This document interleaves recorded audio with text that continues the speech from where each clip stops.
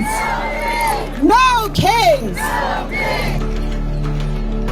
যে দেশের জন্ম হয়েছিল রাজতন্ত্রের শৃঙ্খল ভেঙে, সেই আমেরিকার আকাশ এখন নো কিং স্লোগানে প্রকম্পিত। নিজের দেশের নাগরিকরাই যেন বিরক্ত ট্রাম্পের ওপর। দ্বিতীয় মেয়াদে ক্ষমতা গ্রহণের পর তার বিতর্কিত সব সিদ্ধান্তের প্রতিবাদে রাজপথে নেমে এসেছে লাখ লাখ মানুষ।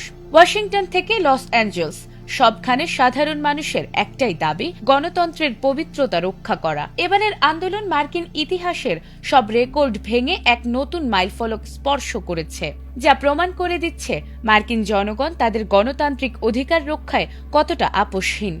তবে কি শেষ হতে চলেছে ট্রাম্পের ক্ষমতার মসনদ?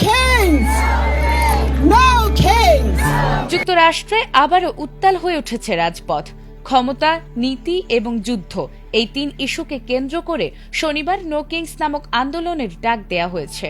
নো কিংস আন্দোলনের তৃতীয় বড় কর্মসূচি হিসেবে যুক্তরাষ্ট্রের 50টি অঙ্গরাজ্যে 3,300 এর বেশি সমাবেশ অনুষ্ঠিত হয়েছে, যেখানে রাস্তায় নেমেছে লাখো মানুষ। আর বড় শহরের গণ্ডি পেরিয়ে এবার ছোট শহরগুলোতেও ছড়িয়ে পড়েছে এই বিক্ষোভ, যা এটিকে সাম্প্রতিক ইতিহাসের অন্যতম বিস্তৃত আন্দোলনে পরিণত করেছে।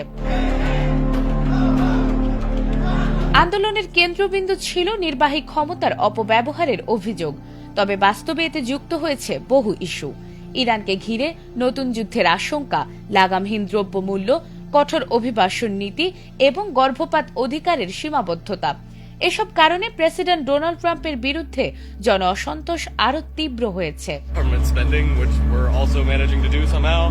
এ বিষয়ে মিনেসোটার গভর্নর বলেন, গণতন্ত্র হুমকিতে পড়লে মিনেসোটা কখনো নীরব থাকবে না, আর তাই সবচেয়ে বড় সমাবেশটি হয়েছে মিনেসোটাতেই। অন্যদিকে লস অ্যাঞ্জেলসেও লক্ষাধিক মানুষের ঢল নামে। অংশগ্রহণকারীরা বলছেন, অর্থনৈতিক চাপ এখন মানুষের প্রধান উদ্বেগ, যা যুদ্ধ পরিস্থিতির কারণে আরো বাড়ছে। অন্যদিকে এমন আন্দোলন ইসরায়েলেও জোরালো হচ্ছে। এর আগে গত অক্টোবরে প্রায় 70 লাখ মানুষের অংশগ্রহণে যুক্তরাষ্ট্রের সর্ববৃহৎ বিক্ষোভ হয়েছিল। আয়োজকদের ধারণা, এবারের সংখ্যা সেই রেকর্ড ছাড়িয়ে যেতে পারে। এই আন্দোলন ছড়িয়ে পড়েছে Rome, Paris, Madrid, Amsterdam, Sydney ও টোকিও সহ বিশ্বের অন্তত 15টি দেশে। সব মিলিয়ে দাবানলের মতো ছড়িয়ে পড়ছে নো কিংস আন্দোলন, যা একটি বৈশ্বিক প্রতিবাদের প্রতীকে পরিণত হচ্ছে।